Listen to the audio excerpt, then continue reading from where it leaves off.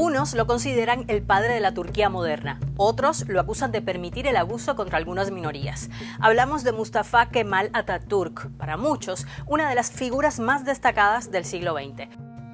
Fue el primer presidente de la República de Turquía tras la caída del Imperio Otomano y se mantuvo en el poder durante 15 años. Sus novedosas políticas revolucionaron un país que venía de ser el núcleo de un imperio de 6 siglos. Pero ¿cómo llegó Atatürk al poder y cómo convirtió un imperio musulmán de 6 siglos en la República moderna y laica de Turquía? De eso hablamos en este video. Nació en Salónica en 1881, cuando esta ciudad griega formaba parte del Imperio Otomano y recibió el nombre de Mustafa. Sus otros dos apelativos, Kemal y Atatürk, llegaron más tarde. Kemal, que viene a significar en turco algo así como el perfecto, se lo dio al parecer su profesor de matemáticas. Y el de Atatürk, que significa padre de los turcos, se lo otorgó la Asamblea Nacional de Turquía cuando ya era presidente. Debido a la influencia de su padre, Atatürk optó por dedicarse a la carrera militar y pronto comenzó también su actividad política dentro de la Escuela Superior de Guerra debido a la preocupación de muchos militares por el rumbo que tomaba entonces el Imperio Otomano.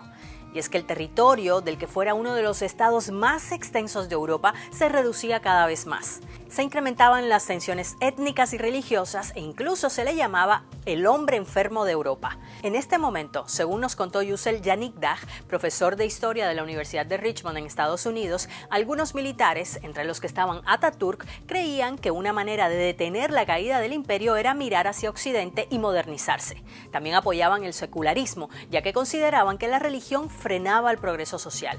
Y es entonces cuando llegó la Primera Guerra Mundial, en la que los otomanos pelearon del lado del Imperio Alemán y del Austrohúngaro.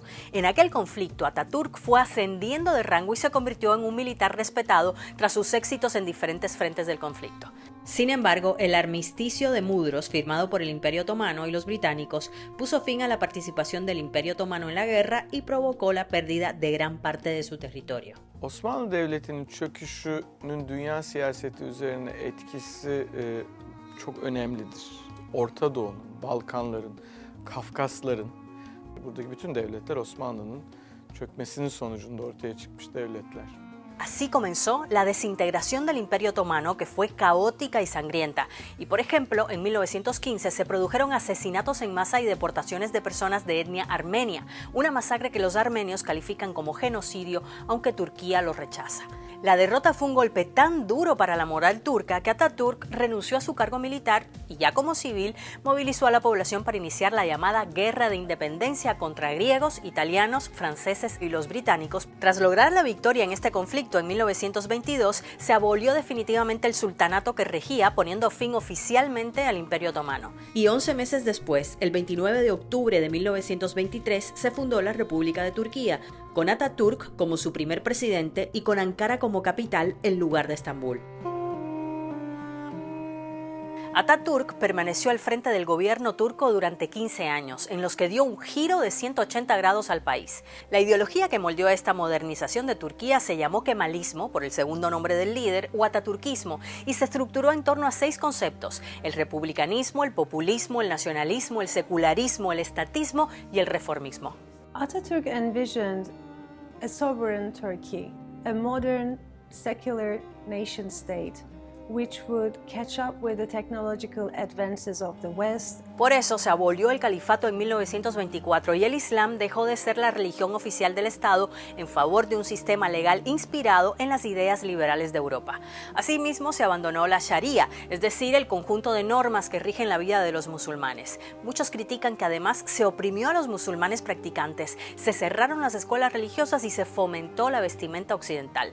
Según los historiadores, Atatürk creía que una de las causas del desmembramiento del imperio había sido su carácter multirreligioso y multiétnico. Por eso puso el foco en agrupar a todas esas etnias y religiones en torno a una identidad turca.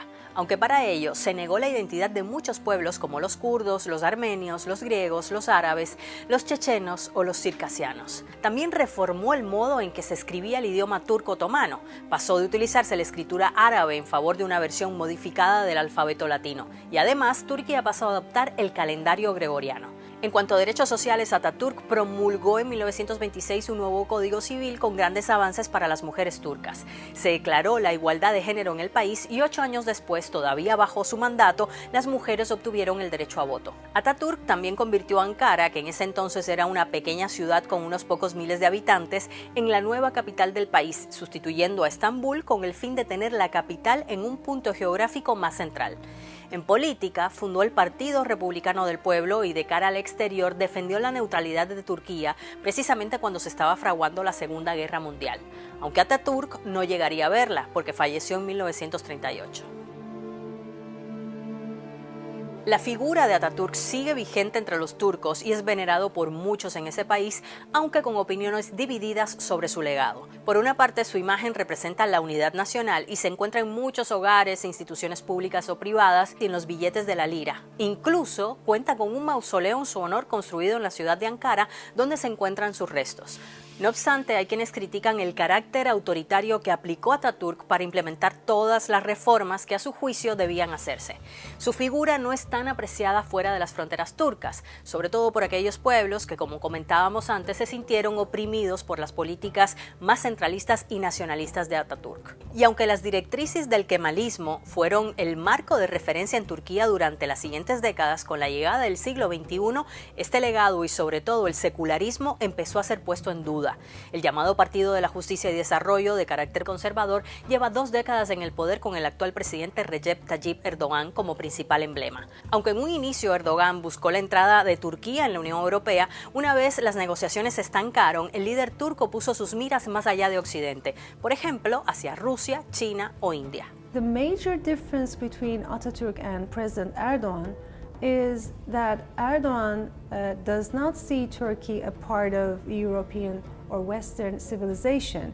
To his thinking, Turkey belongs to the world of Islam. Según los expertos, las políticas de Erdogan han apuntado claramente hacia la reintroducción del Islam en la vida pública y política.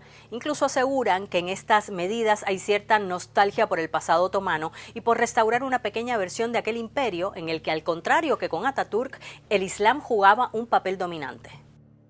Si llegaste al final de este video y te gusta la historia, te voy a recomendar que visites nuestra playlist Historia, donde te vas a encontrar otros videos que hemos hecho que seguro te van a interesar.